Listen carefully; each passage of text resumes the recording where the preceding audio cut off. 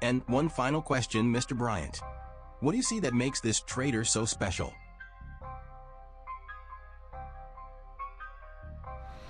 I see a calmness. There's a serious calmness about him, which is extremely deadly.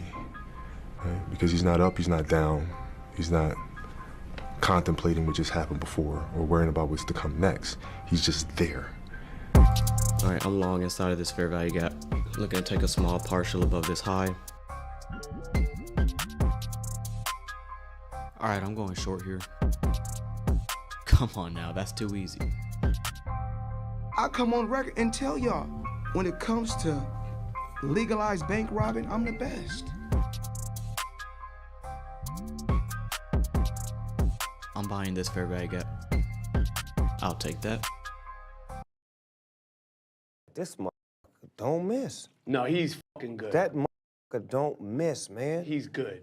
In the heat of battle, he don't miss. No. In the heat of controversy, he don't miss. No.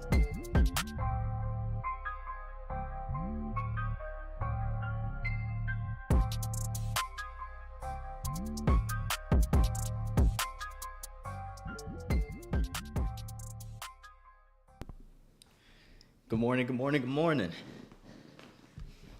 Let's go. Oh, feeling good. How's everybody doing? Hopefully everybody had a good trading week.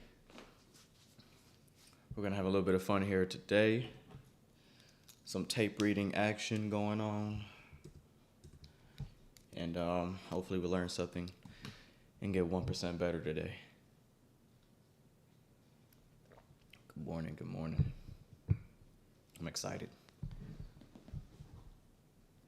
Let's go. Is it bad that I'm already getting tired of the intro? I don't think I could listen to it every day. Maybe it's only like a special occasion intro or something. It gets old after a while. So we have the opening bell. Let me do a quick roll call so who we got popping in here. Alif, Hamza, Eric, Chris, John. Who we got? Sergio, Ismail, Reba, Andy U Trades, Brian, Billy, Matthew, Kay, Muhammad, Arnold, California. Shout out California. Hopefully y'all doing good down there. Adam, Eason, Trades with Ryan. Who we got? Ahmed, Rain Capo, Java, Jimmy, Little Chuckies, Clint, JQ. I see all y'all. South Africa. We get a lot of people from South Africa. All right, here we go. Appreciate y'all tuning in this morning. Got some tape reading. We're gonna go till about 11:30 or whatnot. And let's see. Opening bell in about 8 minutes. We can go ahead and get started. Let's do this thing. So it is Thursday of NFP week. I don't have high expectations for this morning. I'm thinking that we could likely just kind of stall around until our news driver tomorrow morning. But I could be wrong, and we could get some nice movement today. We have a new week opening gap between that candle's closure, this candle's opening price. And again, if you want to draw your new week opening gaps on the daily and weekly chart, you have to turn this off. Okay, that has to be turned off or else you're going to draw it wrong. All right, settlement should be turned off as well. And if you drop down to your 1 minute chart, it's anchored to the right new week opening gap. All right, so we're trading into the low end of that right now. And if we go to a daily chart, we also have this large liquidity void. We traded into it with a wick, but I prefer seeing a body lay over that. That's just my personal taste. This wick is fine, but we're missing a body here. So that's something I'll be watching longer term. This wick, I'm going to run quadrants on that. We just tap consequent encroachment of it. You have the lower quadrant here. So that's something I'm watching. I'm not going to keep the level on my chart, but on a separate screen, I'll be looking at that. And then we have our current new day opening gap right there. And that's pretty much all I'm really concerned with. We'll go ahead and mark out previous day's high. Okay, your highs and lows within the last 3 days. Your highest high and lowest low within the last 3 days is influential, so that's something I'm going to keep on my chart. 1, 2, 3. We'll go ahead and mark out this old daily high down here should we want to trade into that. Shout out St. Louis, first time in the stream. Let's go. All right, 15-minute chart. Here we go. So far, trading, okay, breakaway gap here, measuring gap, fair value gap, working that, and that old daily high. So we're trading down into the inefficiency, accumulating orders underneath that old liquidity level on the daily chart. We trade up, old daily high, old new week opening gap, trading back down into this 15-minute fair value gap. Let me see if we actually traded into it. Just touching it there, and then displacing a little bit after that. As far as the economic calendar, let's see. We had medium impact news at 8:30. 8:30. So this candle here. And we have medium impact later in the afternoon at 2:30. I'm not really worried about that. One thing that kind of jumps off the chart for me right now is the relative equal highs up here. In my opinion, that's a little too smooth. So that's kind of a focus for me at the moment. And let's see. Dollar index looks like it may be rotating lower, and that's good for lower prices in the indices. That's something that I want to see. S&P looks strong still. Obviously, all of this can change with the opening bell, but S&P looks bullish. Dow repricing in this large inefficiency. I'll be watching to see if we use that as an inversion fair value gap. So I'll run quadrants on that on your 5-minute chart. I want to see if we find support there. And then NASDAQ, the triple top here is way too smooth. Something that happens a lot for NFP week is we'll save these liquidity levels for tomorrow. So NASDAQ would just sell off or just not be interested in engaging this liquidity until 8:30 NFP. But I prefer seeing this get tagged today. It's just a little too smooth in my opinion. So we're going to go ahead and just keep that in the forefront of our minds for now. Let's see. And that's pretty much it. We'll go ahead and drop down to a 1-minute chart. Discord, sell and all that. I'm not going to talk too much about it. I just posted information about that on my community tab or the post tab on YouTube and Twitter and all that jazz.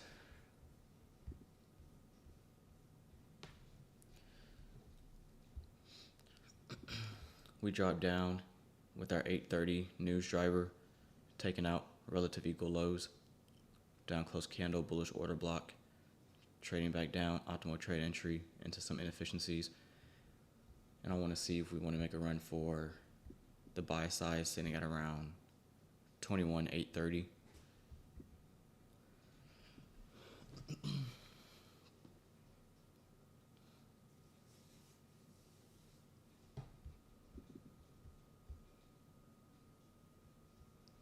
I'll keep this down here.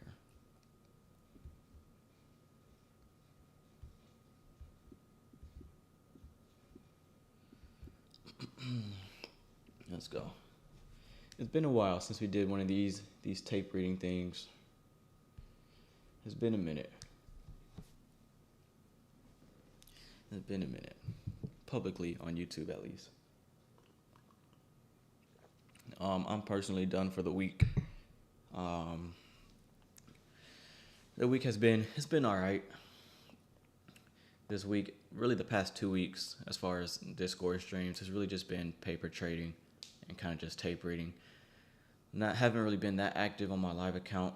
My first live account trade this week was yesterday, that PM session that I shared on my channel.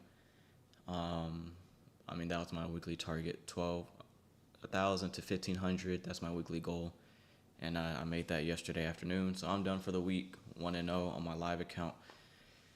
And we'll look to trade tomorrow in the Discord on Friday after NFP.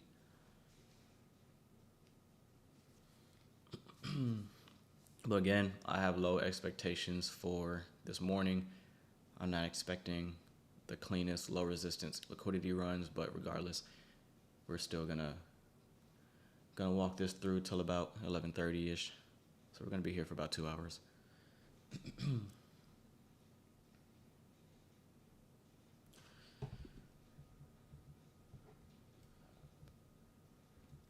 Dollar looks nasty.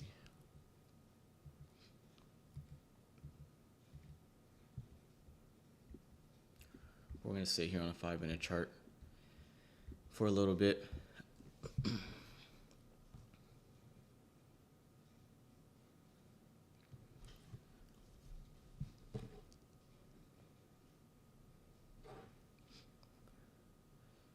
Opening bell in about 15 seconds.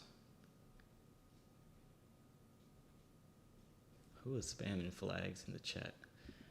Yeah, I need to get Tim up in here. I need my mod. Yes, I'm live. I'm live in Discord tomorrow. I only go live on YouTube like twice a month or so.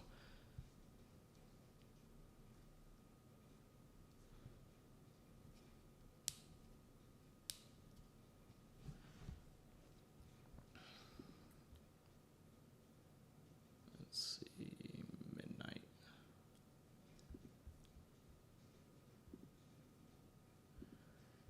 Midnight, 8:30.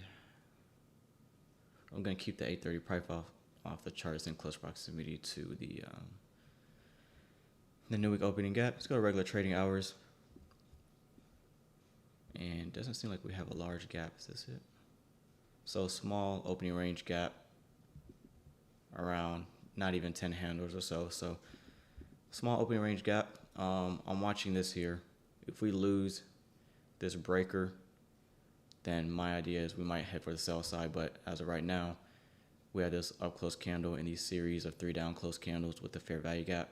So your breaker, low, high, lower low, these 2 consecutive up close candles. If we close past midpoint of that, then these relative equal lows may be an option. But for now, I'm watching to see if there's support here in that. And then I'll treat that primary push down as a 9:30 Judas swing. So if you take the lowest low of this up close candle, take the high,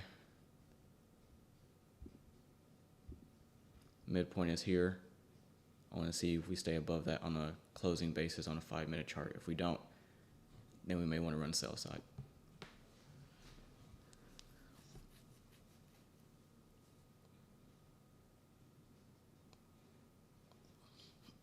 Tim ain't never on time, man.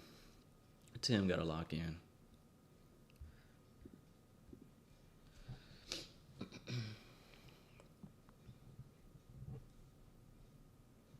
You can't first presented fair value gap. I need to call and tell him.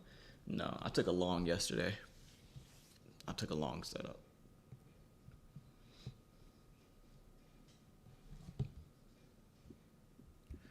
Quick look around. S&P trading to a fair value gap. Cleared out his buy side. Dow beneath this 5-minute fair value gap. Dollar kind of doing the same thing. I haven't looked at gold in a while. Gold looking heavy, inefficiency. All of this for gold is a balanced price range. So in my opinion, in order for us to get above that, it's going to take a pretty significant price move. I like the rejection block as a potential target and then possibly sell side. But all these wicks back and forth, all that's balanced. So if we get above that, then to me, that's bullish. But as long as we stay beneath it, sell side for gold looks reasonable. And then you have relative equal lows with that small low here and that low here.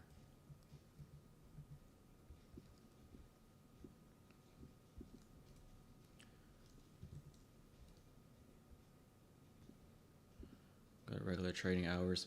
We just tapped into the bullish breaker. Again, I'm watching to see if we stay above these 2 up close candles. We just traded down inside the inefficiency. And then these series of 3 down close candles starts your bullish order block. So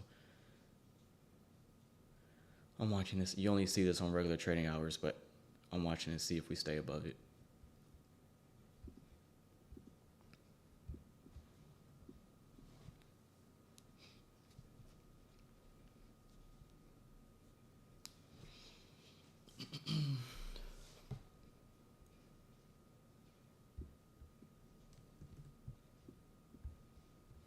So your first presented fair value gap, cannot use that candle. That's the 9:30 candle, so you cannot use that as your first presentation fair value gap. Waiting for something 9:31 and later.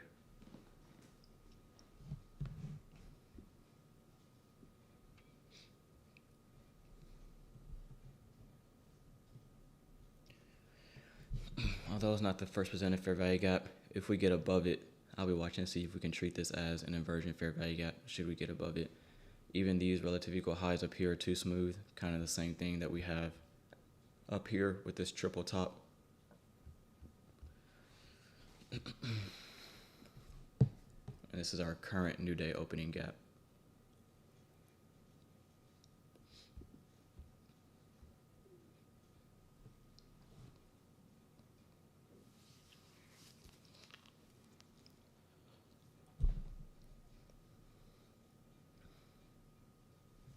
It's not the first presentation fair value. If you go to regular trading hours, you're looking at this candle. This isn't from this morning. This is from 4:14 p.m. yesterday. So that's not making up this fair value gap. This is part of yesterday's trading.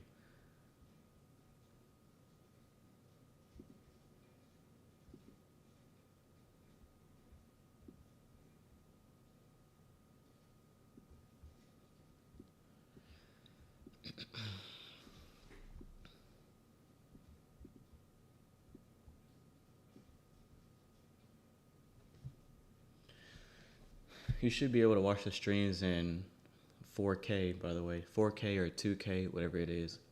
Ultra HD. Now that I got a new laptop, so I don't know if people care about that, but if you go into your settings and adjust it, you should be able to watch it in like, was it 1440?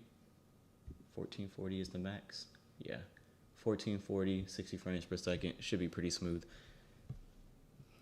I got the MacBook Pro 14-inch with the M4 chip. It's so quiet, like it's running the stream, trading view, and some other applications in the background, and it's not making a sound. It's really smooth. I'm not losing any frames. It's nice. Because the Samsung laptop was not getting it done for me. It just wasn't happening. All right, so again, I'm watching this fair value gap inefficiency. It's not your first presented fair value gap, but I am watching to see if we get above it. We're still in the opening range. The opening range is 9:30 to 10 o'clock, so for the most part, when I'm trading, I like to let the first 30 minutes kind of do its thing, let the Judas swing, let the manipulation take place, and then I'll look for something after 10 o'clock.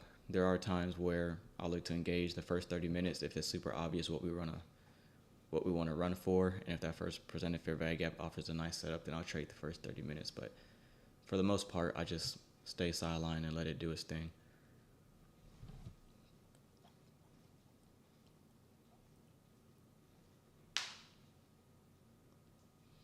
Tim, you're late. I don't want to hear it. You're late. You're late. Go ahead. Go ahead and walk back out. You missed it. Go ahead. Clock out for me, Aunt. Go ahead and leave.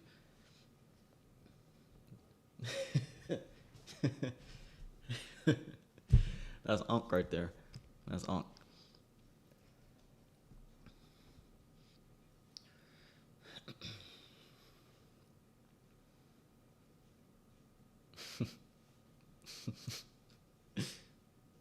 That's funny.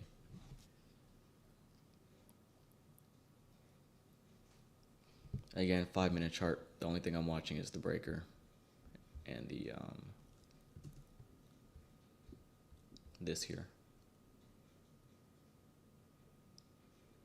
If we lose that, sell side liquidity is possible. I prefer for it to be used as support though, because we have a triple top clean highs at around 21,830. So I'd rather us not get beneath the breaker in the order block. We trade down with this move to about consequent encroachment of this fair value gap. I like how this one's staying open. I don't want to see this one traded to. This is a balanced price range for one, this SIBI, that single pass down, and this fair value gap single pass up, both having inefficiencies, so that range is balanced. In my opinion, for higher prices, there's no need to trade down into that. So if we were to do that and approach midpoint of it and still show heaviness, then it's likely we're just going to aim for sell side. But this fair value gap up here is the one that I like to see take us higher, and then the breaker and the order block and all those things. But if we were to trade down and spend time in this balanced price range, to me that's indicative that NASDAQ may be a little weak for now.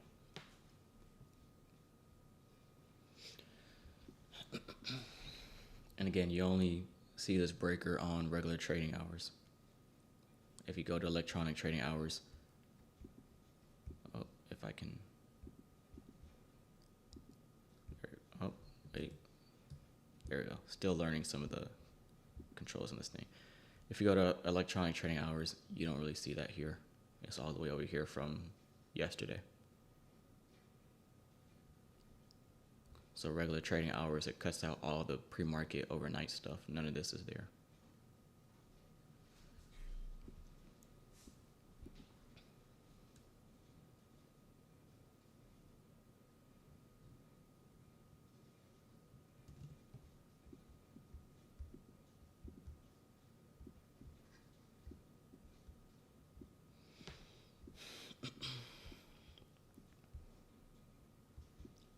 Spending time inside this inefficiency. Again, we don't have any news this morning, and it is Thursday of NFP week, so am I expecting the cleanest price runs? Absolutely not. Could I be wrong, and could we get the cleanest morning session of the year? Sure, that can happen, but I don't think that's likely today, especially given what the daily chart is looking like. But again, I could be wrong. But I specifically chose this day to do a tape reading stream because it's Thursday of NFP week. Following NFP protocol, I'm not interested in engaging until post 8:30 tomorrow. And we still don't have our first presented fair value gap. We're kind of just chomping at the bit here.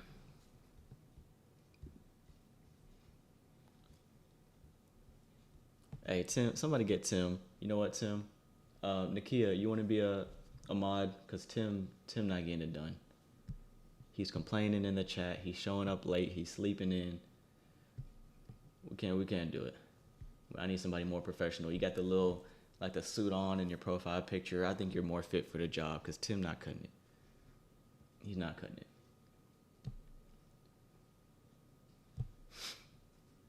it. Show him how it's done. You're always on time. One of the first ones in the chat room.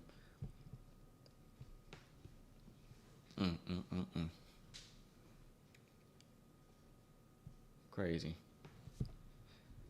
What's up, Avery? Avery always taking over when I gotta step away from the charts.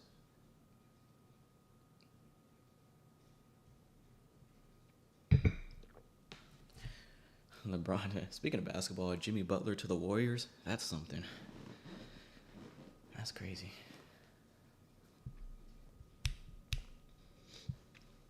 Luka to LA, Jimmy Butler to the Warriors. A lot of stuff been going on.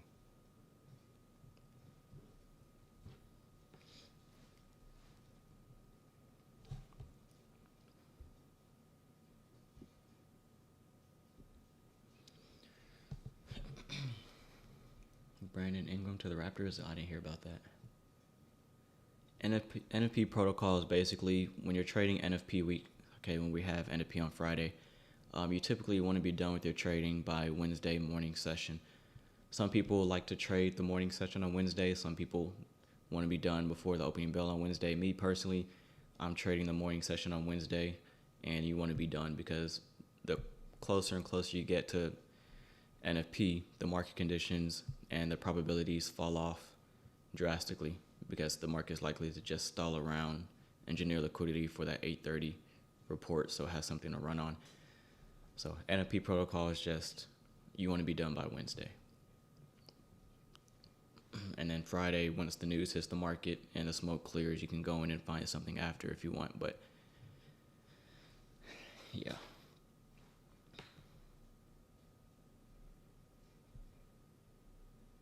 Oh yeah, NBA got some high resistance stuff going on. They shipping dudes around like crazy. Nobody's safe.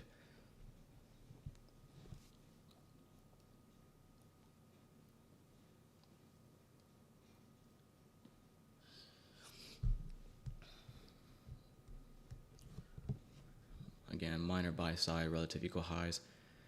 We've taken out sell side here. So I like the idea of us reaching for the external liquidity above these highs. And then should we trade above these highs, depending on how quick we do it, how aggressively, then we have the midnight open. Okay, everybody knows I like using the midnight open as a draw for price. And it helps frame bias and things of that sort. And then obviously it goes without saying the buy side at 21,830. Right, so relative equal highs, that's nice. Now I'm watching to see, do we stay strong? Do we stay bullish with momentum? I don't want to see a stop run as far as just a little wick and then we retrace back inside the range. I want to see us use that as rocket fuel, take us up into the midnight open. And then for those who didn't tune into the stream earlier, we're expecting higher prices looking at the triple top here. That's just way too smooth. And we've had sell side, relative equal lows, sell side here. We've already stabbed into all of that. So there's the midnight opening price. My voice keeps cracking. I need to get some water. But there's the midnight open. Now, if we form a fair value gap here when this candle closes within the next 30 seconds, I want this fair value gap to be treated as a breakaway gap because we had this consolidation here. All right, we leave that consolidation, taking out buy side with a lot of momentum, a lot of energy. So if we're really bullish, if we're really strong, I like to see this stay open, not even have it traded to. If we do trade into this fair value gap, I want us to stay in the upper half of it, but it's even better if we don't, if we leave that open. And that'll also be your first presented fair value gap. So in this instance, it will be used as a breakaway gap.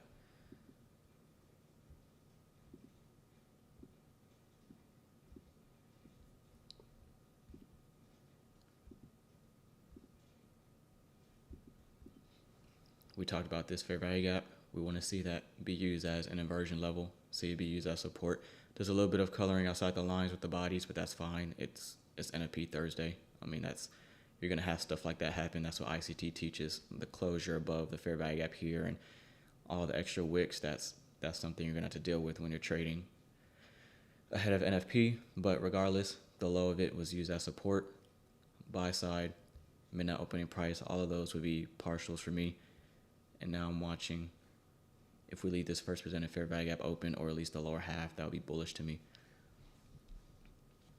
But this is what I prefer to see right here. Once this candle closes in 5 seconds and leaves a fair value gap, that's the fair value gap that I like to see support price. Now we can have like a little wick trading into this one here, preferably. I don't want to see that, but this inefficiency, I would like that to be used as support and not even be interested in trading into this one down here. That's just my internalization.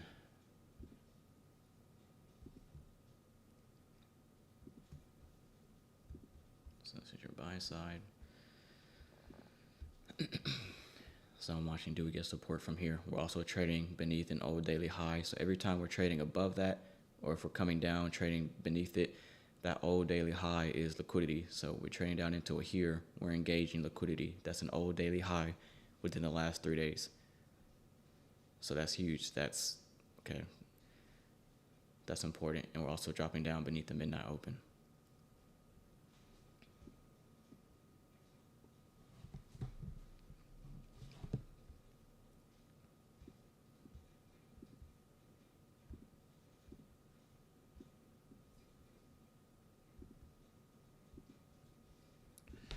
If we go back to the 5-minute chart using regular trading hours,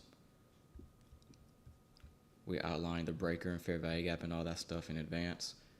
I said I want to see us find support here because you have a lot of PDRAs for people who trade the unicorn setup, as they like to call it. You have sell side taken underneath this low, short-term high taken. There's your breaker pattern. And then you have these series of 3 down close candles, which is the bullish order block. And then you have your fair value gap. So we're trading down here at 9:30. I said I want to see that be treated as a Judas swing. Everybody's going to be interested in chasing that lower.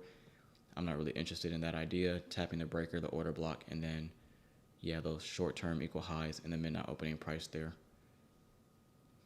So that's nice. Let's go back to a 1-minute chart. Again, I want to see if we have support here.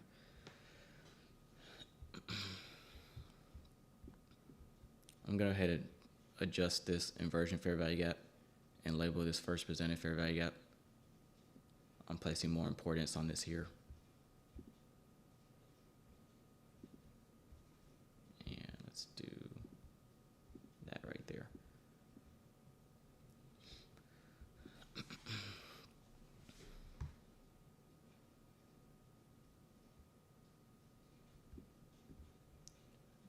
Should be here.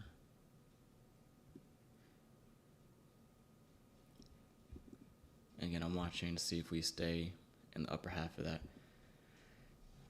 because I don't want to see us return back to the original consolidation. That's not bullish. That's signs of heaviness. So again, I'm fine if we have a wick that trades in the upper half, that's fine.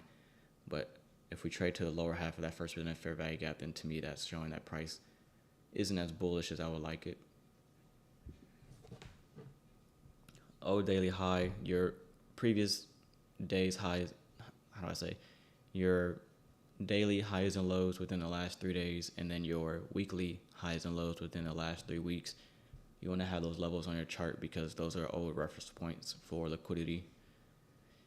That's how ICT describes it. So when we're trading up here, we're not only taking out relative equal highs, trading above the midnight open, but we're also engaging that old daily high. So it doesn't matter if we're trading up to it or if we're trading down beneath it. It doesn't matter how many times we've done that before in the past. That's liquidity we're engaging. Okay, a lot of liquidity is an old reference point. So that's how ICT describes it. That's nothing I'm coming up with, but those are levels that I like to have on my chart.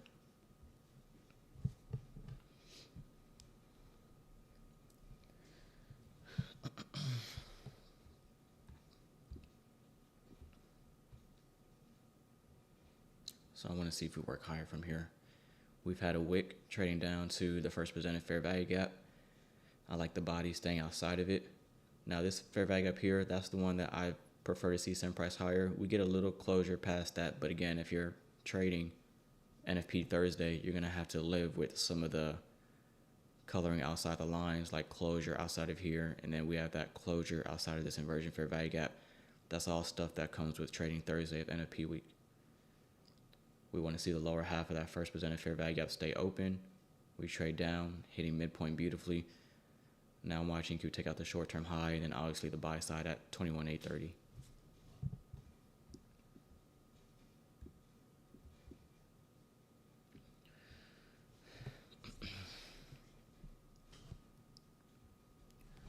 While NASDAQ's doing that, let's take a quick look around. S&P, I believe this is its first presented. We have a small little gap here for S&P. I'm really looking at this one though. The Dow, so you can see it's a little mixed. Where is it at? NASDAQ looks bullish as of right now. Dow doing the complete opposite, so it's a little decoupled right now. But again, day of week matters.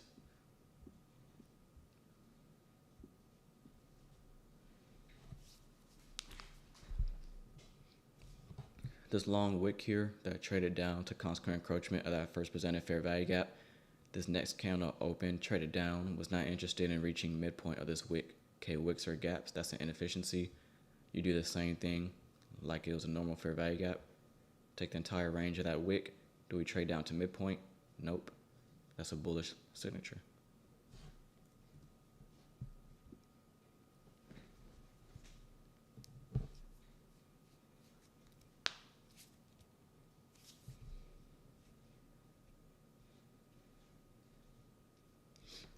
That's perfect.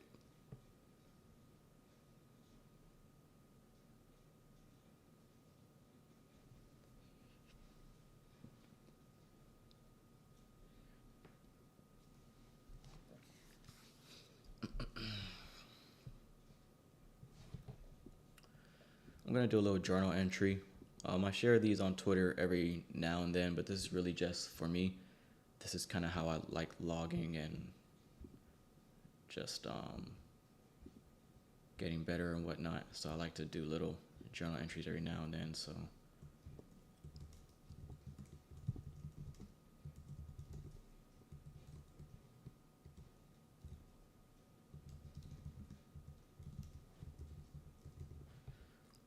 want to see this fair value gap. Majority of that stay open. Trades are chasing.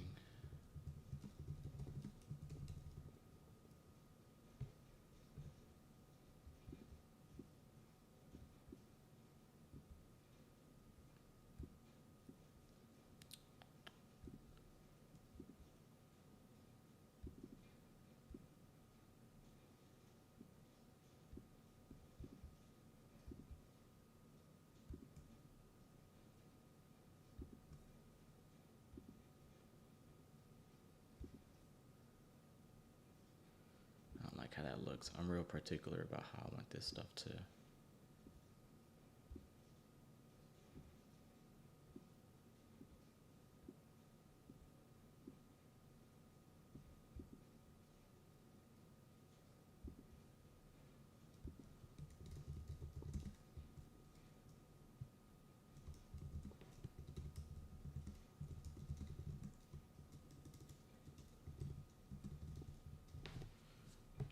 Move this out the way.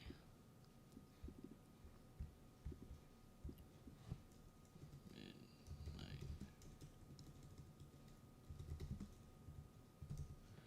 Thank you, trades above. The Discord and all that is pinned in the chat room, and it's also on the top of the description. The lifetime access is not available yet. I'm not opening it up till February 8th, but it will be posted on the website that's pinned in the chat. What was I saying?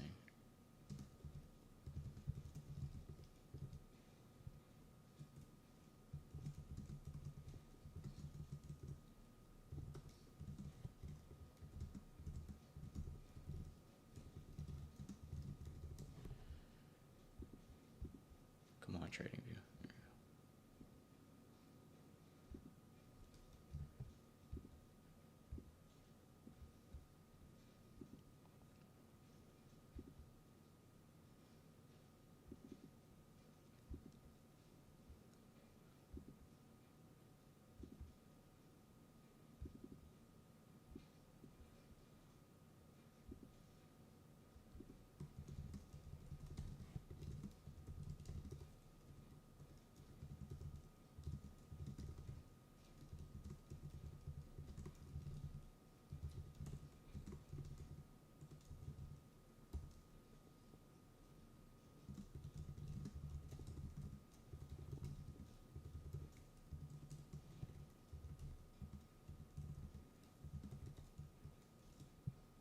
This is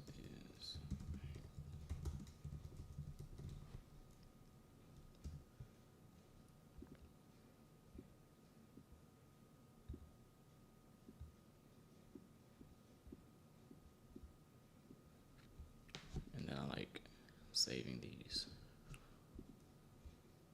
just to go back and study.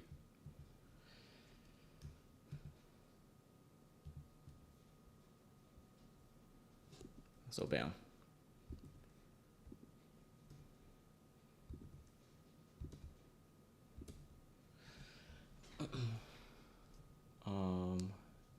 All right, let me read the chat for a bit. Let me scroll up. I missed a lot of stuff. We're looking for buys. I'm expecting higher prices, but I won't tell you to get into a trade, obviously.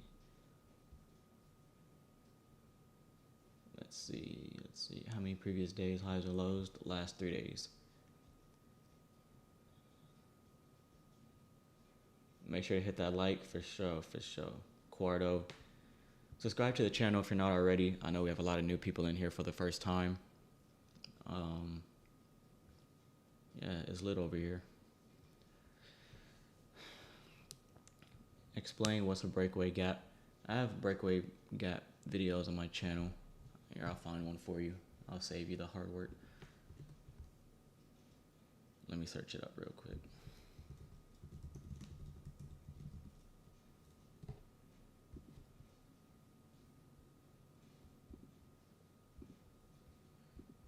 All right, and this is for anybody else who wants it, but I just sent a link in the chat room that is a video made a while ago about breakaway gaps, how to know which fair value gap to stay open and things of that sort. So if you want to check that out, you can watch that.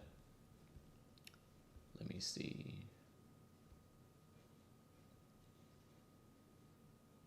Irv Gotti. I don't know who that is. I might be too young. Will you take a live trade if opportunity? No, I only trade for Discord members. I only execute and all that for them.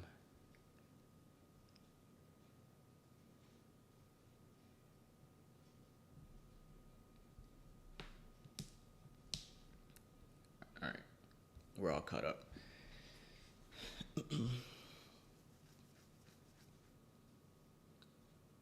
Irv Gotti? Yeah, I don't know who that is. Yo, no say. All right, so the opening range is over. It's 10 o'clock now. We're inside of our first presented. The wicks trading down beneath it. I'm watching if we get a closure. I still like 21-830 as a draw. But I think Dow, other markets, maybe like S&P, just cleared out relative equal lows. The Dow did not take out its sell side just yet. Dollar index working higher. Looks like it may want to make a higher high here. So it's possible that we can flip and possibly look for lower prices, especially if dollar starts picking up momentum to the upside. But this is just too clean for me. Even if dollar is going higher, I'm still kind of subscribing to seeing this buy side ran out. If we don't get it this morning, then probably during lunch. Yes, we can save this liquidity for NFP tomorrow, but I mean, we're only not even 50 handles away from that. I would just like seeing that get tagged this morning. If we work lower from here, which we absolutely can, in my opinion, we're leaving like a quadruple top, and that's way too smooth.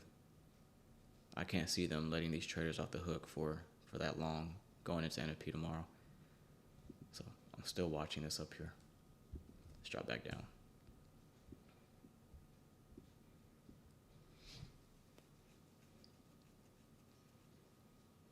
Ja Rule, Ashanti, I don't know who any of those people are. I'm only 23, bro. I don't know. I'm in the era of like Tekashi 6ix9ine and Drake and all them. Like, I don't know who that is. I do consider myself an old head with music, though. I like me some good 80s, 90s R&B type beat. But whoever you talking about, I don't know who that is.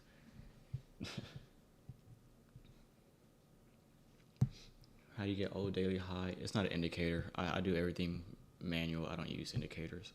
Unless I'm doing a market review, then I have like the sessions indicator. But I'll draw out the midnight open and the 8:30 open and the daily highs and lows and all that.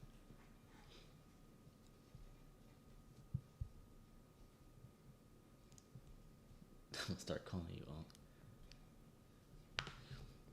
I don't know. I like Mary J. Blige, Jaheim for sure. Fantasia. Who else I got?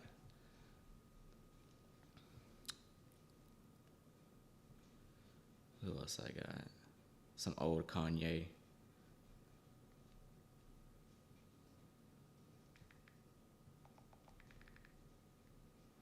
Who else?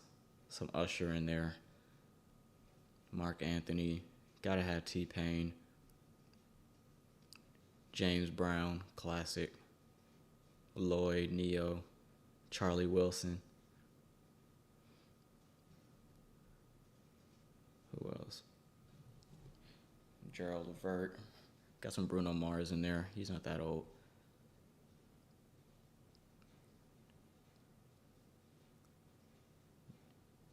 Yeah. Lloyd has. I don't know. I probably heard their music, but I probably don't know the artist like that. But let's focus on the chart. I'm getting distracted. ADHD is showing. Consequent encroachment of the fair value gap. We're spending more time in here than what I prefer, but again, I'm kind of allowing for this simply given the fact that it's NFP Thursday. But I'd rather us not be spending this much time in the first presented, especially not trading all the way to the low of it. So that's problematic. I'm still keeping the same logic on the 5-minute chart as far as, let's clear this off for a second.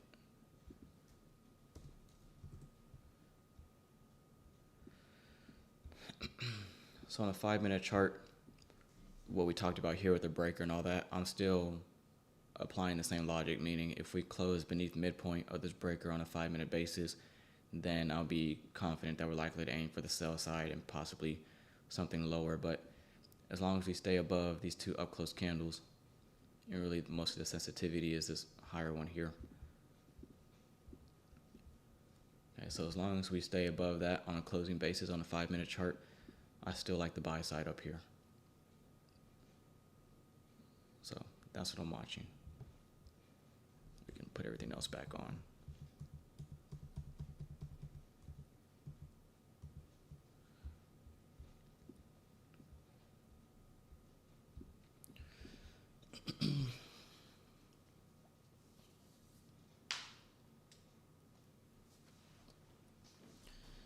He's commented on his videos before. Has ICT reached out? No. I heard his Twitter space saying he reaches out to like traders and all that. I don't think I'm that big of a YouTuber. He's commented on one of my videos, one of my like journaling, studying videos and all that. But I have 13K subs, but compared to like trades by Matt and Tanya and Patrick and all the other big dogs, I feel like I'm not that big of a YouTuber. But he's seen my channel. But he mentioned in his Twitter space he doesn't like reach out to people who sell services and all that, like a Discord, or if you're reselling his mentorship content or whatever, because he doesn't want to be like attached to that business model, which were his words. So I don't think ICT hates Patrick. ICT don't hate anybody. He just be trolling, bro. He just be trolling. But I'm pretty sure since I'm offering a Discord service and it's monetized, he doesn't want to, because his words was like, if somebody gets hurt, or like if I say I have a Discord with ICT, whatever, and I go out and like I scam people, then ICT's image is affected by that. It feels like previously interacting with me or whatnot. So he says if you're selling something or whatever, if you're doing paid, whatever, then he kind of like, he said, cuts you off in a way, which, I could care less. I like his channel. I like his teachings. I'm super grateful for everything he's doing. But I'm really just trying to do my own thing. Just chill. Take care of the fam, take care of my nieces, take care of my girl and all that. And then still give them credit. Like people ask like about all the stuff, like whatever I implement in my trading, people ask about this and that. And a lot of times I'll just point them to ICT's video. Like, what about order blocks? How'd you know the order block this? I'm like, just go to ICT's video. But I never reteach or try to resell his videos or reteach his stuff. Like, I'm just trading and doing my thing. But he's a cool dude, though. I got a lot of respect for him.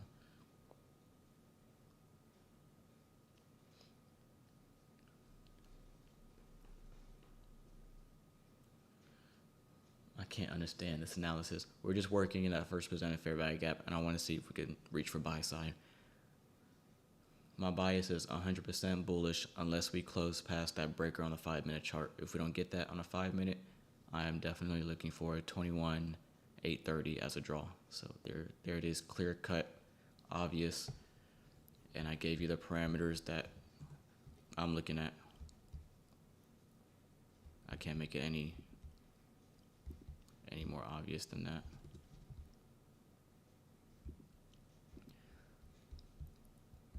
So unless we close beneath this up close candle on a 5-minute chart, I'm looking for a 21,835.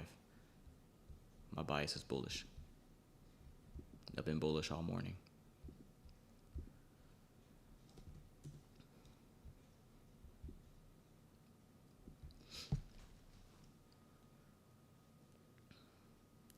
Well, so I'm doing good, man. Day's going good. Nice day off from the market. Moving into the place, very nice. I shared in the Discord, I just put a new bed frame together, something I got off of Amazon. It looks fire. It took me about 4 hours to put together, but it's worth it. So my mattress is finally off the floor, and I have a nice little bed thing with lights on it and whatnot. Office is coming together. Everything's going good, man. Trading is going good. I'm having record days. I just had my first $1,000 day in December, and then I had my first $1,500 day a couple of days ago. $1,200 today. I'm pretty sure next week I may have my first $2,000 day. So it's going good. Hopefully, striving to have $5,000 to $10,000 days by the end of the year. Working towards that, building up my account size and whatnot. But it's going good, man. Trying to help people, get people on the right track. The mentorship is going good. Speaking of mentorship, for those who are in the private mentorship, Group 1, that lecture that was supposed to be posted yesterday, I'm going to work on that today. I just didn't have the time yesterday, but we're going to get that done. But mentorship's going good. Seeing progress from the people that are in there. Just chilling, man. Just chilling. Spending time with a lady and whatnot. I don't know if she's listening. She might be tuned in, or she might be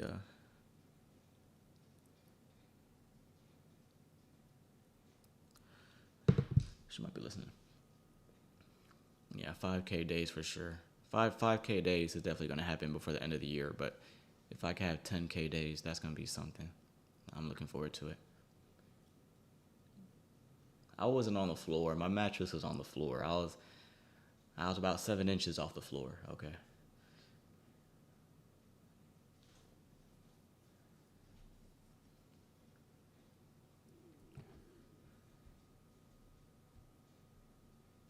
Okay, we got a troll in the chat. What's going on? I see some beef going on. All right, so the same thing we talked about here, this fair value gap, I would like for that to stay open. And then this inefficiency, should we trade down into it, I would like for that to be used as support. If we just run away and not show any interest in trading down to the inefficiencies, then it goes without saying that that's bullish. And then we also have this breaker. So you have your low, your high, your lower low. So this last up close candle, we're trading inside of that. I want to see if there's support there again. Buy side is our focus.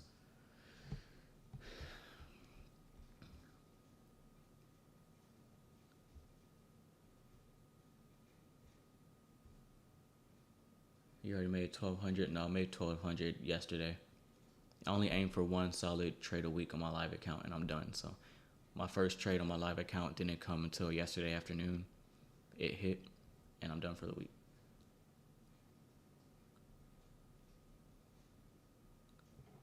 Yeah, the lifetime access Discord, it's a steal. It's only going on for a week, so if you miss it, you miss it. But the way the Discord is priced at now, it's $300 for 1 year, 1 full year, and I'm giving you lifetime access for $250. So I mean that's really a no-brainer. Like live streams, webinars, homework, market reviews, all the new stuff I'm planning on adding in the future, all that's going to be included and whatnot.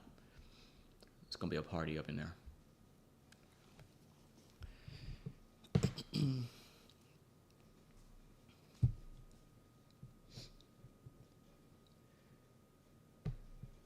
Live streams included, everything.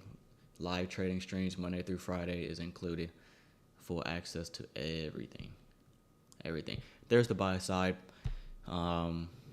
There it is. So let's do a quick recap because that right there is what we're looking for. 9:30, we open here, we trade down. I wasn't interested in any sell side objectives or anything down here. I don't care about any new week, new day opening gaps down here. Okay, as soon as we open at 9:30 and traded down, I said I want to see that be used as a possible Judas swing. And we formed this fair value gap. I said I want to see us get above it, use it as support. Bam. Inversion fair value gap.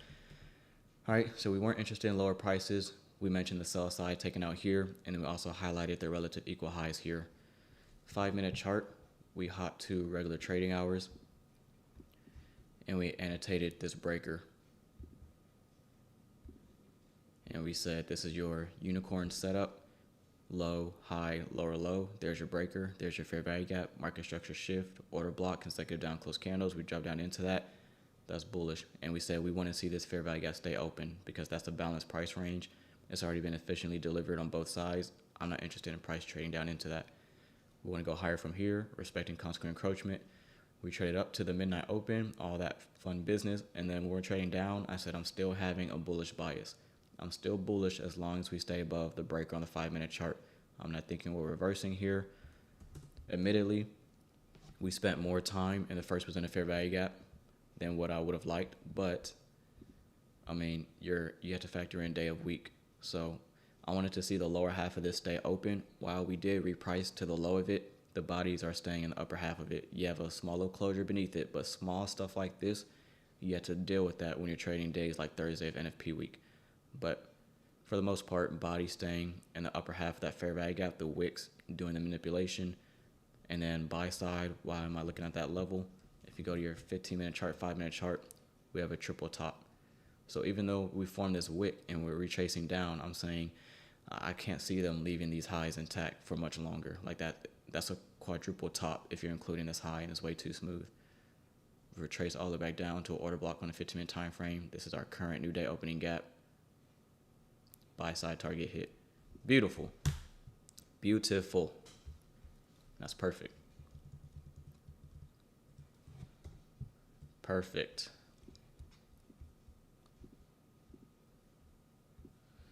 Perfect, perfect.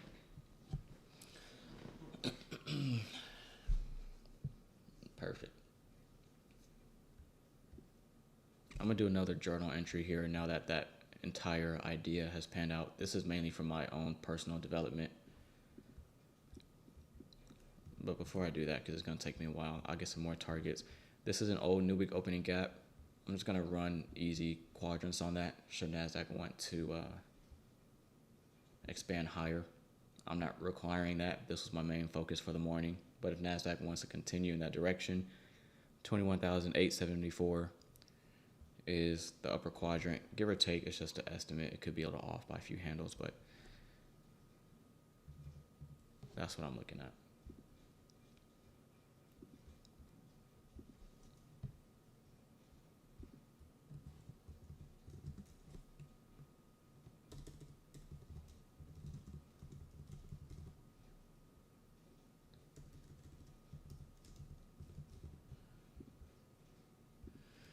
All right, so I'll be looking to see if we want to reach that, and I'm gonna do just a little journal entry for me. So it's gonna take a few minutes. Let me read the chat before I start because it's gonna take a while. Would you have taken a trade anywhere?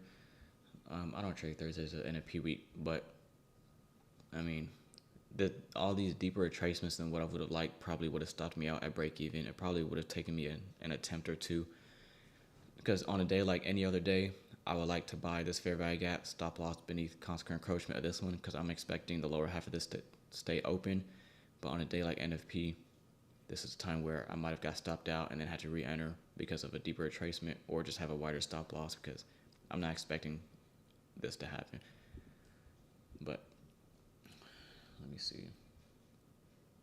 Is the Discord? No, mentorship. The mentorship is closed just because it's a big workload, but I have something else coming out for those who didn't get in, but the mentorship is closed. The Discord's completely different. The mentorship is like one-on-one meetings, and I have lecture videos in there, and we have sessions, and it's more interactive, more one-on-one. There's only 10 people at a time every 8 weeks, but it's closed. You can't sign up for that.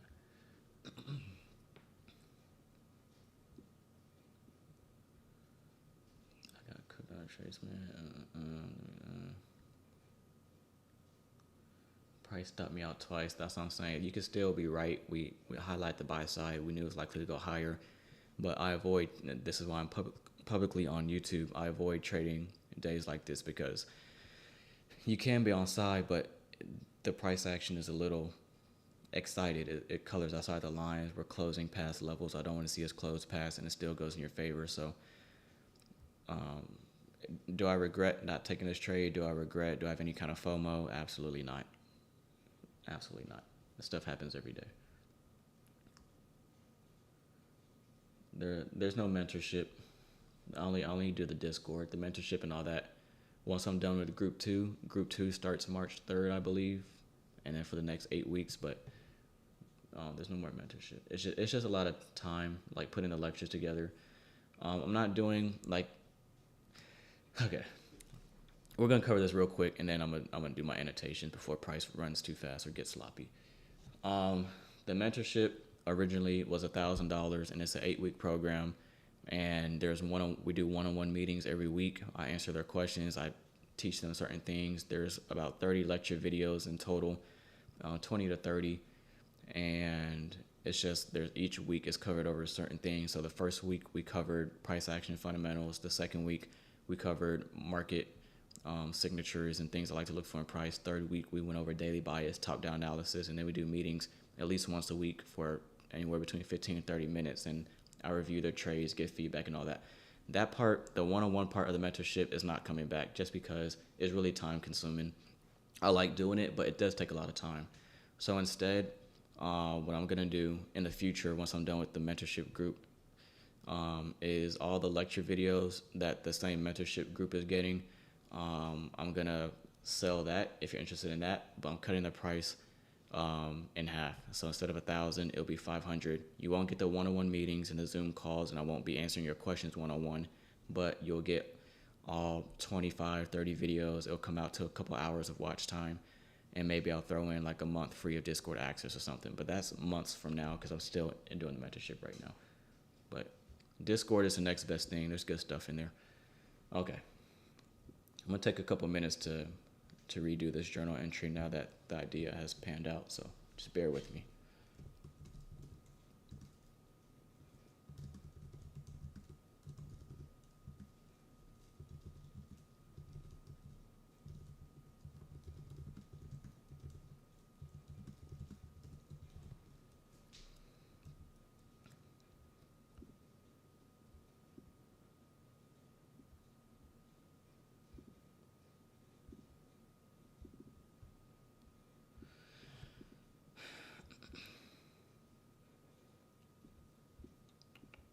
This was fun though. This was the delivery hire wasn't the cleanest perhaps, but still calling everything beforehand. It was a good little tape read.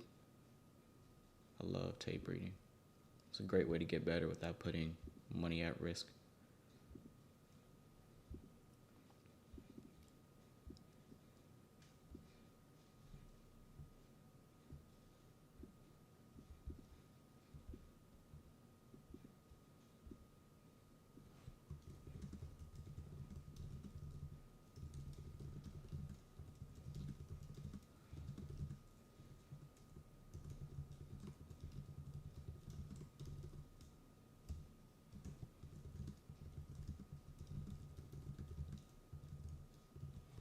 Keeping my eyes on the upper quadrant of the new week opening gap.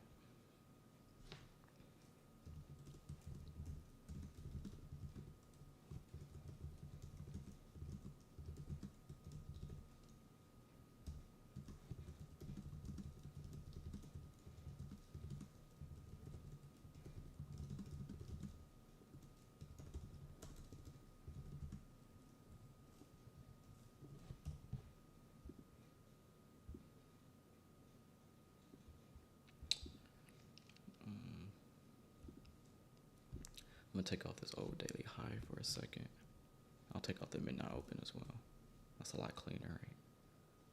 And we'll take out this new week opening gap. Try to clear this up a little bit.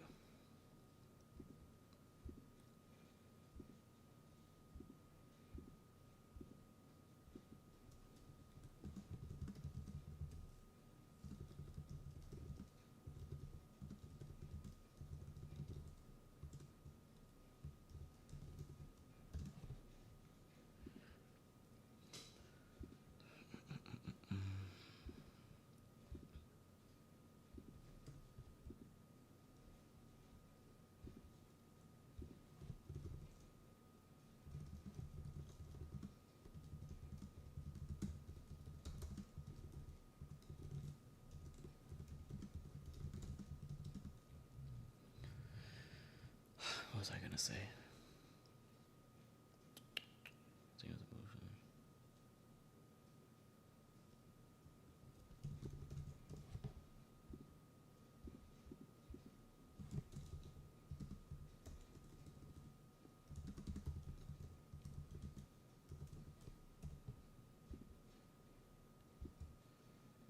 It's so awkwardly quiet in here.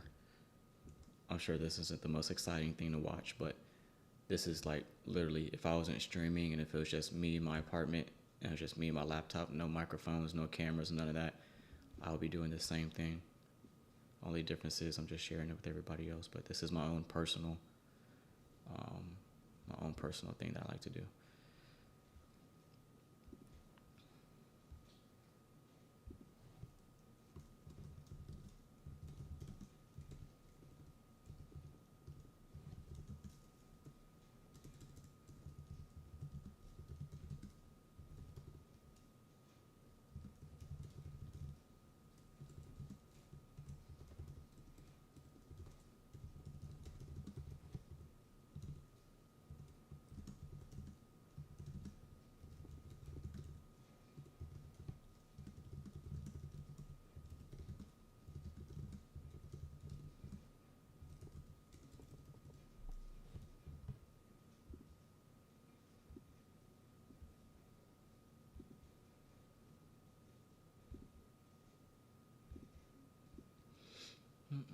Need some elevator music or something, right?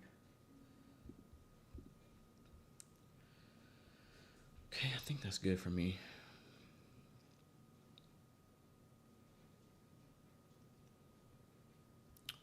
We're gonna hop into replay mode real quick and trim this out just so it's not in the way. And I think that's good for my journal entry.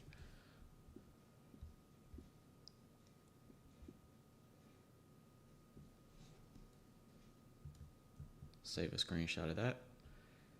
And that's it. I'm gonna share that on Twitter later, but it's really for me, but I like sharing it with other people because they learn from it as well. It's not letting me do Control Z. So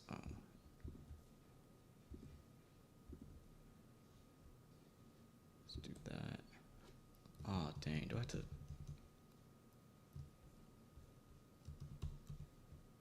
Oh well.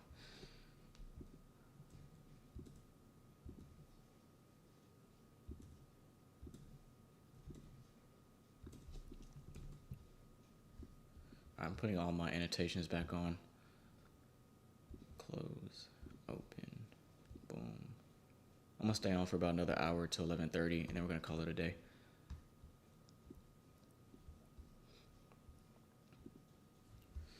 That was fun. Command V. It's like when you go into replay mode and all that, and you exit, like it doesn't let you do the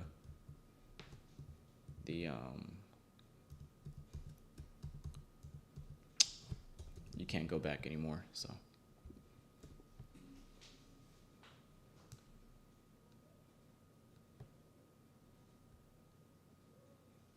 Lifetime access. I had the whole little thing up here. It went away. I really don't feel like typing it back out. Okay, so as far as technical wise, at this point in time, I'm dropping back to some sort of a neutral bias. We've already seen 15-minute equal highs taken, and now we're retracing back into the range and back into this first presented fair value gap.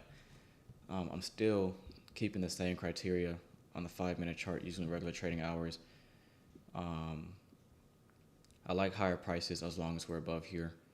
And the closer we get to London close, we could see a retracement or a short-term low taken out, but that's kind of far away. What is that? That's like 50 handles. If we lose this down close candle, then I may be interested in lower prices, but I'm more of a neutral bias right now. Let me see. Dow's just working lower. It's not showing any willingness to go higher at the moment. S&P kind of just consolidating. NASDAQ has been the strength leader so far this morning, but I'm more neutral. Like if I was trading this morning, this would be done for me. My charts would already be closed, especially because it's Thursday of NFP week. The longer you look to trade, like if you're looking to trade lunch or the PM session, the closer and closer you get to 8:30 tomorrow, the market conditions and the probabilities just fall off because we're just likely to stall around till 8:30 Friday. But I have more of a neutral bias right now. Is the darker gray box? These are new week and new day opening gaps. on the 3 gray lines going through the middle of your chart yesterday's. No, this is our current new day opening gap and its consequent encroachment. Current new day opening gap here, and then here. This is an old new week opening gap and its midpoint.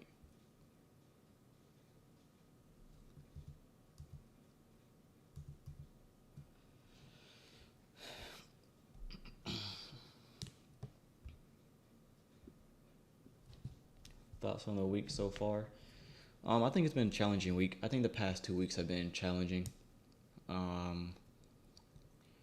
The past 2 weeks have been green for me on my live account, because I'm only taking like 1 trade a week on my live account. I'm really chilling.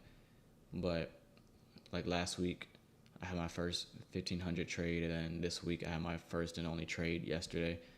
So last 2 weeks I'm in the green. But as far as like the morning, and those trades didn't even come in the morning session, because the morning session has been kind of just wonky. Pre-market has been decent. The lunch hour has been decent, but as far as the 10 o'clock to 11 o'clock hour, it just hasn't been the cleanest. So as far as morning sessions this week and last week, it's been mid. But I mean, I told the Discord group I'm really kind of like slowing down my trading and probably only paper trading and tapering more until NASDAQ shows a willingness to want to leave this little consolidation. I'm looking at the equal highs up here. And then I'm looking at the equal lows down here as a draw. So I said as long as we trade between the buy side and the sell side, I'm really not trading heavy. I'm lowering my risk. I'm lowering my trade frequency. But if we were to take out buy side, then I'll be interested in seeing if the daily chart wants to clean up a bit. And I'm hoping that comes with NFP tomorrow. But we've been in this nasty consolidation. Even on the weekly chart, we've just been kind of ranging. So in my opinion, market conditions have been a little bit more difficult, but I know it's only temporary, so you just gotta let time run its course. Have you started with any other ICT heads? Nah. I don't really like looking. I just like learning straight from ICT, because I don't really trust other people on YouTube, if I'm being honest. There's too many scams going on. There's too many,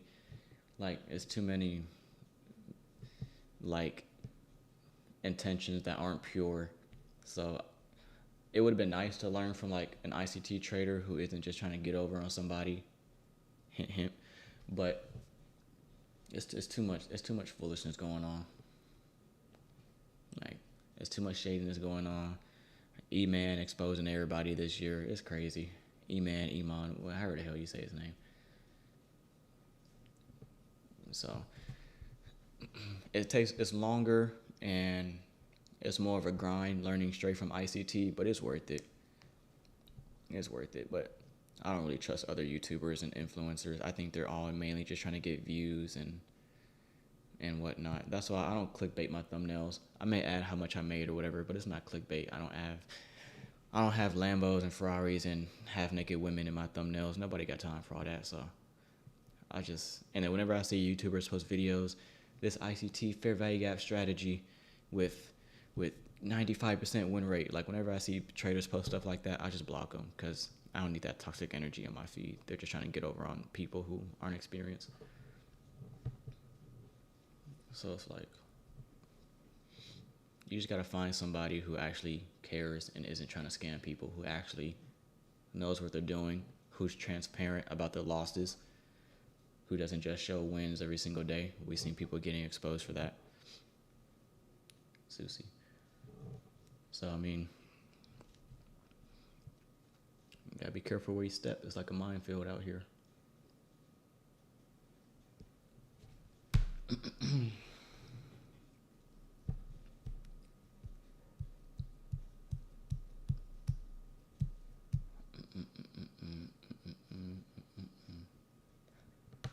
I can't wait to go on the Riz podcast. What's that podcast?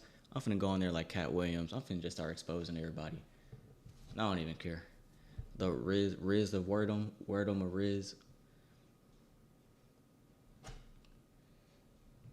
Words of wisdom. I gotta send him an email or something, a DM. Where's he located? I'll buy a plane ticket, go out there.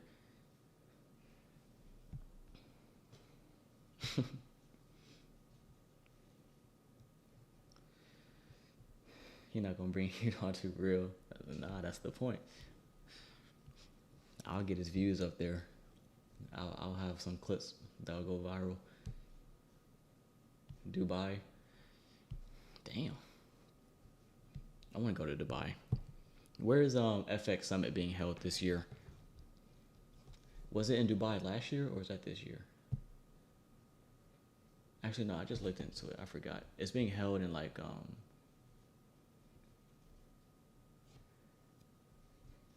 think it's like Mexico or something. Colombia, that's where it's at. That's right. I was asking Rachel. I was like, FX Summit is gonna be held in Colombia. I was like, you want to go? I want to go to at least one of them. Yeah, Dubai was last year. I didn't have no bread like that to be flying to Dubai. Those plane tickets is crazy. But we up now.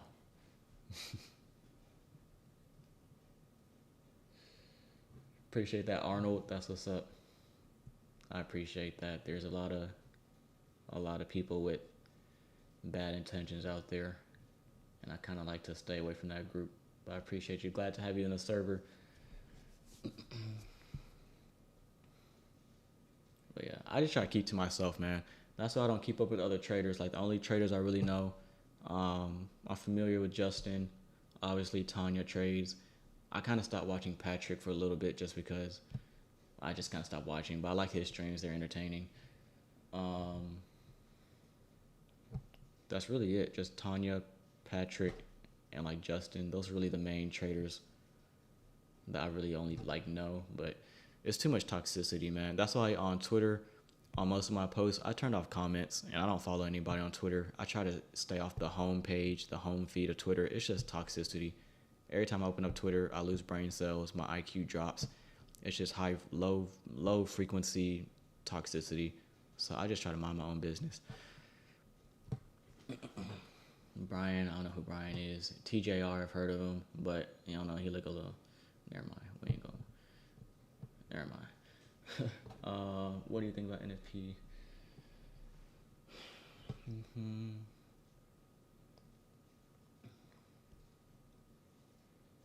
Justin's mentorship.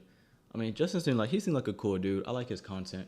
I like his production, if anything. Like, I don't want to hire a video editor because I like editing my own stuff, but I like his production. I don't know about his trading. Like, I haven't really watched his trading or whatnot, but I do like his video production.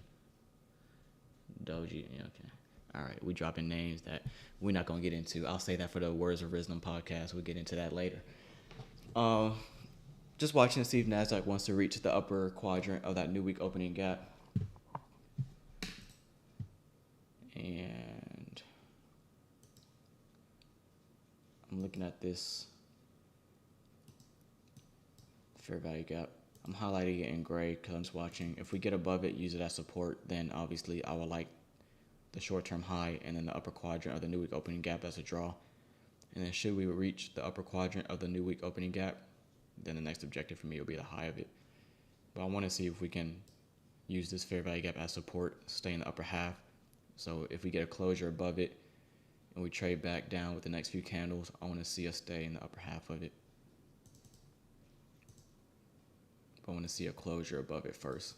I want NASDAQ to show a willingness that it wants to go higher, next candle open, and not be interested in trading back down here. And I'll be making this fair value gap down here as a breakaway gap because you would expect that to stay open. It's in the lower half of the inversion fair value gap. Do you watch the podcast? No, I don't watch him. I don't watch him. I just know like he's the main podcast guy in the trading industry. But no, man. Like I just live stream, I trade, and then I go about my business. I'm just trying to build my account size, help other people along the way, spend time with my lady, spend time with my fam, travel a little bit. I'm not trying to get caught up in all that. The podcast would be fun though, but even that's too much social interaction.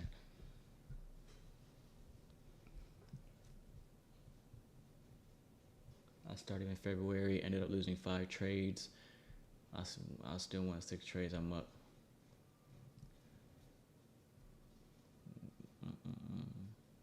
Risk management.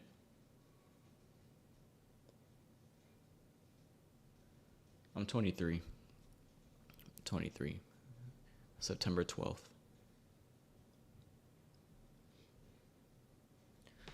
Should NASDAQ tag the upper quadrant of the new week opening gap and possibly the high? We'll go ahead and call it a day. But right now I'm watching, so we're above this fair value gap. Okay, never mind. Never mind, they got it.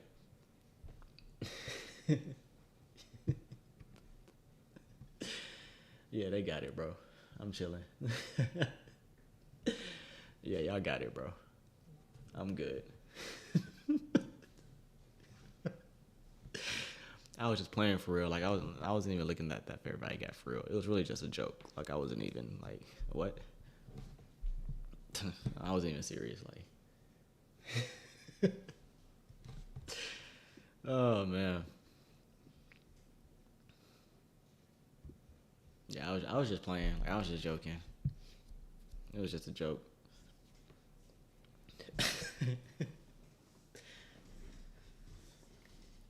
Somebody blew their account on that. RIP. That's that NFP shenanigans.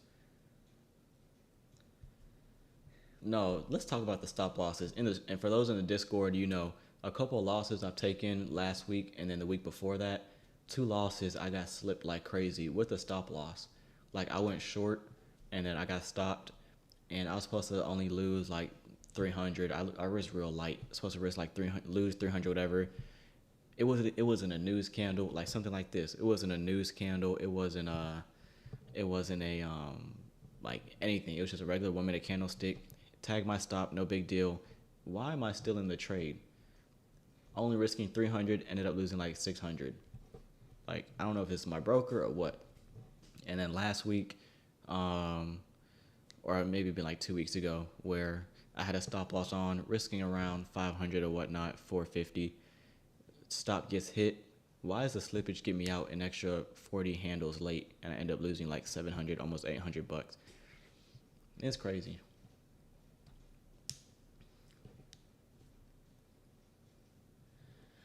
I subbed about a year ago. You got so nice in the last few months. I appreciate that. I do feel like my trading has gotten a little bit better.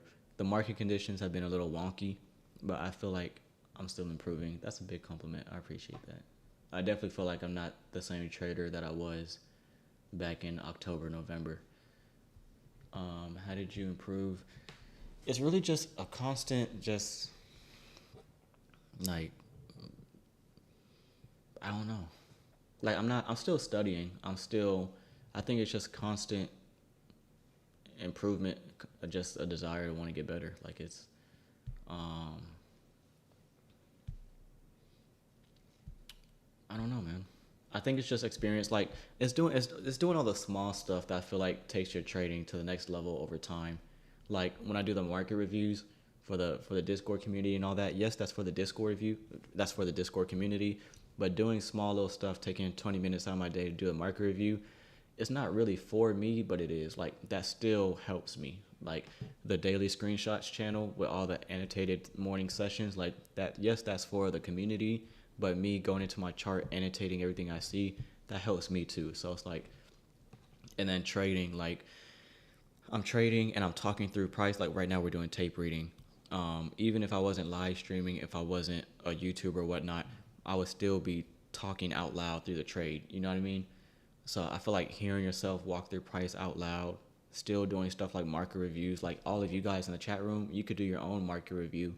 You're just not sharing it with people and just going through what did you see on the daily chart? What did you see on hourly chart, 15-minute chart, 5-minute chart, annotate your PD arrays and just doing all that.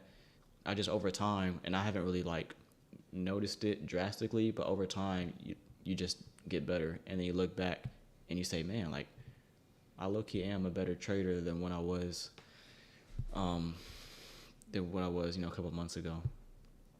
It's just a gradual thing. Yeah, lifetime Discord is a steal. It's a steal. I'll be honest with y'all.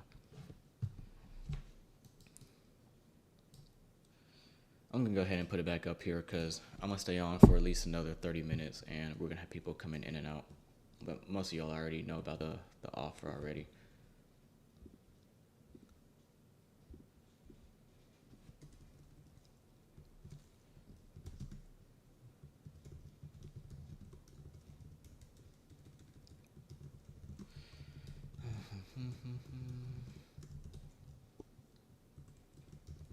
Oh.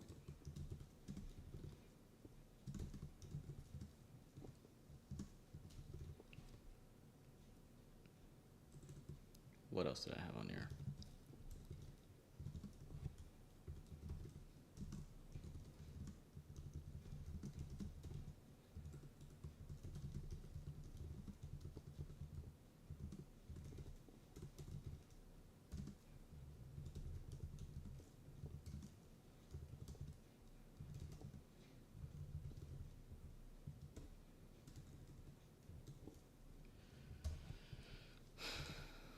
What else did I have on there?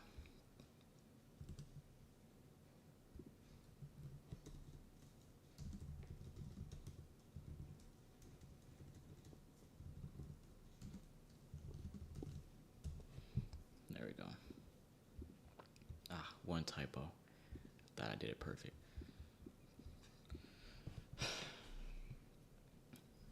I don't think I need a mod right now, but if it does get that crazy, then maybe. But the chat room be pretty timid. Oh yeah, lifetime, baby, lifetime.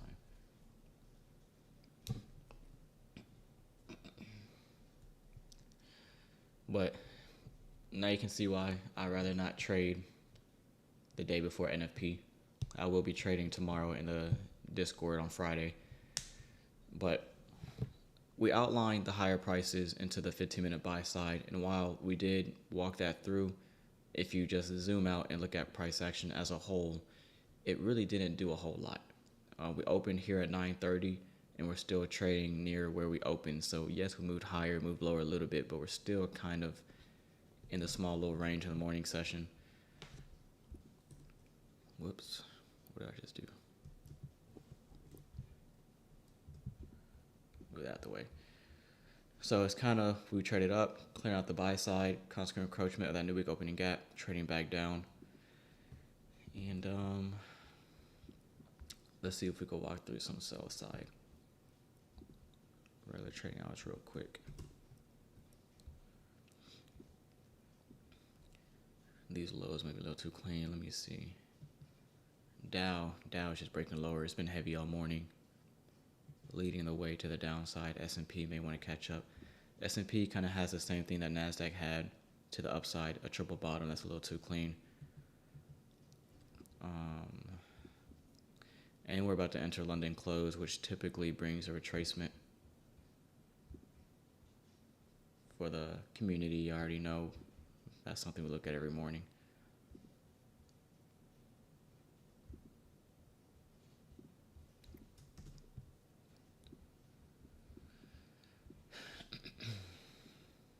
Little market maker style model. It's not the cleanest, but original consolidation, first stage, manipulation, second stage, not the cleanest, but as far as on the sell side of the curve, smart money reversal, low risk sell, first stage distribution, second stage redistribution, which is the energetic one, return back to original consolidation and the sell side underneath it. So not the cleanest, but it's there.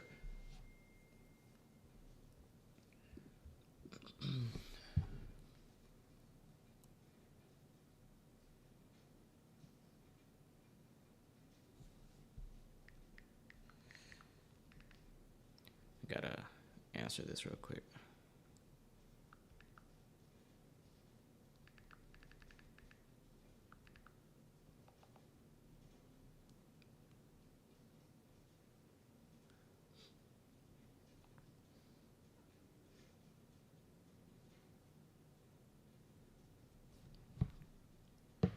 All right.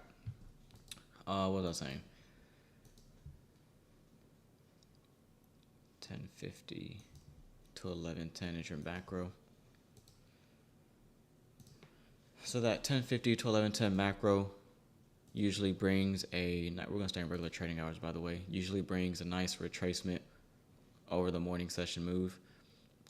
We've went higher, tagged the triple top buy side. Again, it's anchored to electronic trading hours, so it looks like it's anchored to nothing. But now that we're in that time window where you can expect a reversal or a retracement, I'm looking at sell side here, and then you have the sell side equal lows down here.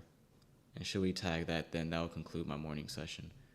But right now we have a small little inefficiency, and these 3 consecutive up close candles is one bearish order block. The low that starts the up close candles and the opening price, that's your most sensitive price point. If we break lower from here and not interested in trading back to that first presented fair value gap, to me that's bearish. It's fine if we trade up to the first presented, it's no big deal in that. But if we fail to do that and we work lower aggressively, get some speed underneath this low, then to me that's a bearish signature. So I'm watching, do we have any interest in trading into that? Okay, let's go back to electronic because it's a little messy.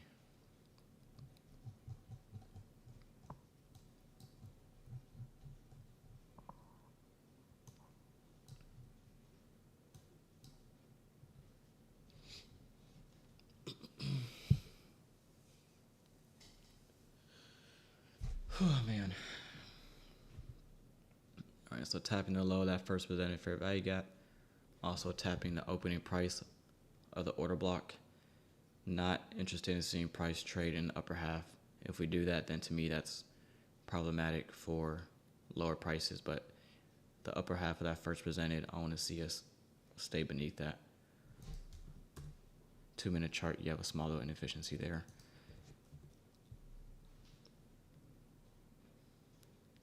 Let's clean some of this. We're going to take off these new week, new day opening gaps. Try to clear this up a little bit.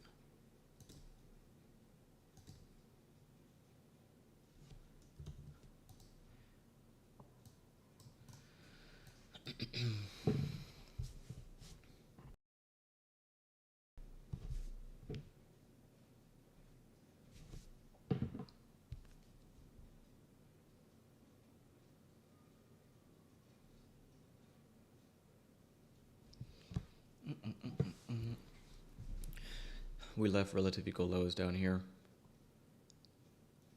I like to see that get ran out.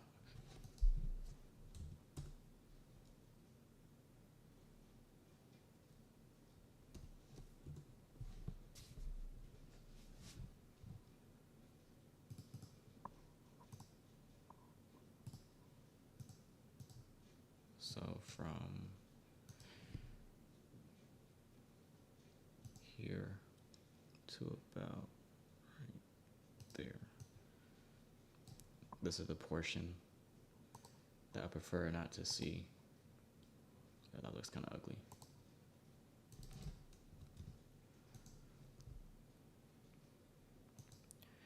But that upper portion is what I'm trying to highlight here. That's the portion that I'd rather not see NASDAQ trade into. If we breach that, and if we get closures past midpoint, then to me that's something that I'd rather not see. But again, Thursday of NFP week, I'd rather see price work in the lower half of this first presented. Anything past midpoint of that is a little too strong in my opinion.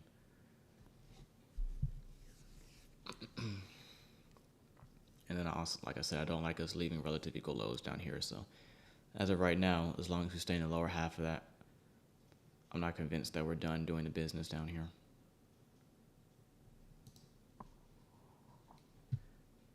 We consider proceed to lecture where you did price action. When you should consider to proceed to lecture. Not sure what you mean.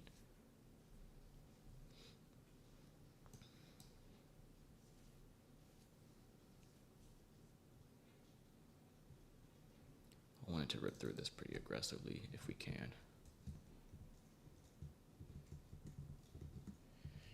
If I don't get it this morning, then that's okay. We've had a great stream today. I'm getting a little tired, I'll be honest with y'all, and hungry. I don't want it to just trade underneath these lows. I want it to really rip down there aggressively. I don't want to just see, again, we may not take out the lows, but if we do, I don't want to just see a little wick like that and then we get a retracement. I really want it to just be aggressive.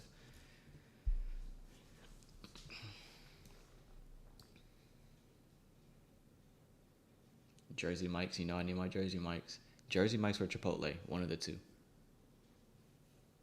One of the two. I got leg day today, so I may need some Chipotle. Why are you so quiet? I mean, we chilling.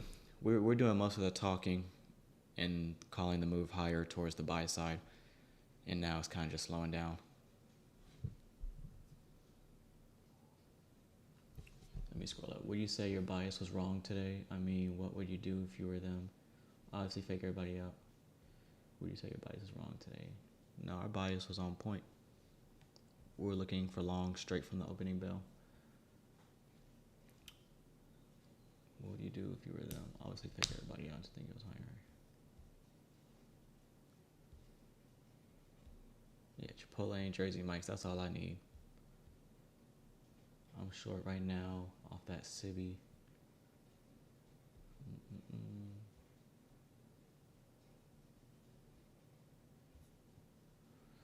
So we're just tapped into the upper half of that first presented. I don't want to see a closure past that. If we do, then that's problematic. I want to see us work in the lower half of it. The little mohawk, the little wick, that's fine, but I really don't want to see us spend time above that because that's a premium array. Is use that support here to send us higher into the buy side. Use that support here. Notice the entire time it was being used as support, we're using the upper half. The upper half use that support here. Upper half use that support here. Upper half use that support here. So now that we're in the London close macro and I'm looking for lower prices, I want to flip that role. I'm using it as an inversion fair value gap now. So I want to see it be used as resistance in the lower half. So the same way we're using it as support in the upper half, I want to see it be used as resistance in the lower half. So the wick above it is fine. I don't want to see any closures above it, just like over here. We had wicks beneath it and whatnot, but the bodies were staying upper half of that. So I'm applying that same logic here to over here. And then it goes without saying any closures above the first presented or anything like that. To me, that's indicating that NASDAQ isn't as weak as I would prefer.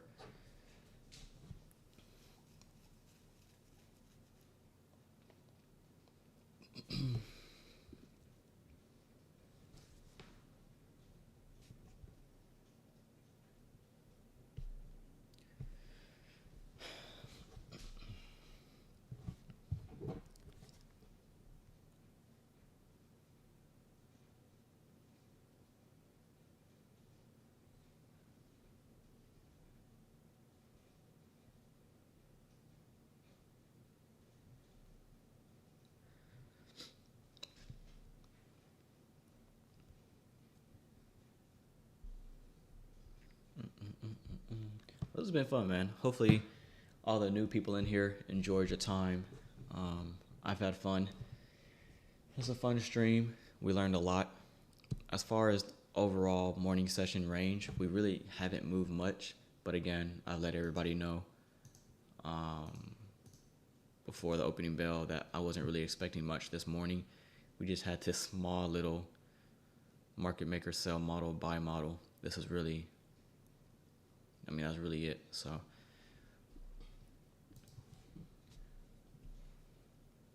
hit the, I don't have the outro on here yet. I have to get the outro here on the new laptop. So that's why on the last video I just posted, there's no outro because I don't have that footage on this laptop. I got to pull it off my old one and download it on this and all that. So there's not going to be an outro today, unfortunately.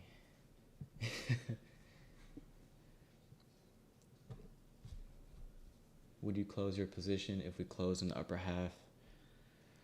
I mean, I don't really close my positions like that, especially if I'm already positioned break even. I just let it hit my stop. It's no big deal.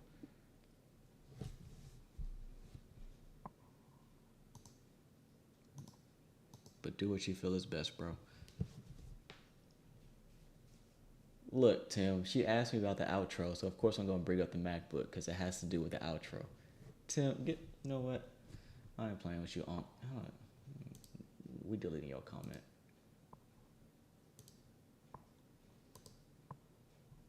One minute timeout for Unc. I'm sorry.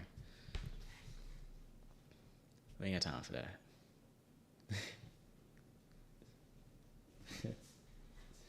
We don't have time. We don't have time, Unc.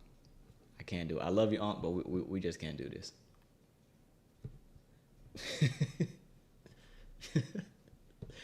Can't do it.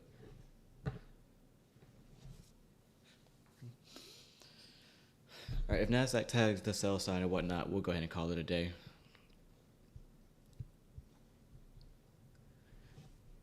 We did get a little closure above the first presented, but I'm allowing for stuff like that. Like we had the little closure beneath it here.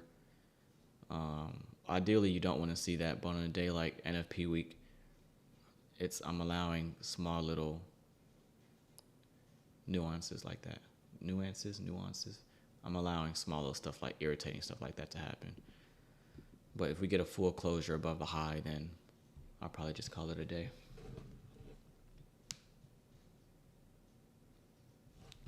And then we talked about like stuff like this, how we wanted to see this fair value gap over here be used as support. We got a small little closure beneath it, like small little stuff like that is going to happen on days of NFP week, little irritating stuff. So little closure here above it, that's fine, but any meaningful drastic closure, then I'll see that's problematic. Not problematic, but we may have to put off the sell side for a while. I'm putting cases on all you. King Kong ain't got shoe program. That's my favorite movie. That was my favorite movie. I had to put Rachel on. She didn't know about training day. I was like, sit down and watch this. It's a classic.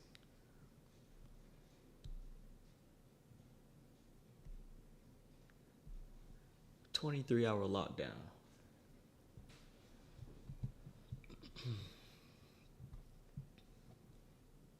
Like you didn't know hey, chill. I still don't know who that is.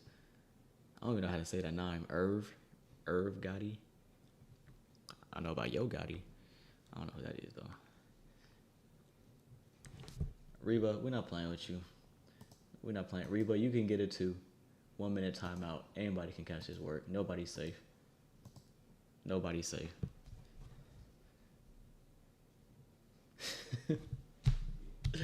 Nobody's safe. Love you, Reba, but anybody can catch his work. Who next? Before I turn off the whole chat room, I ain't playing with y'all. I'll shut it down. Oh my goodness.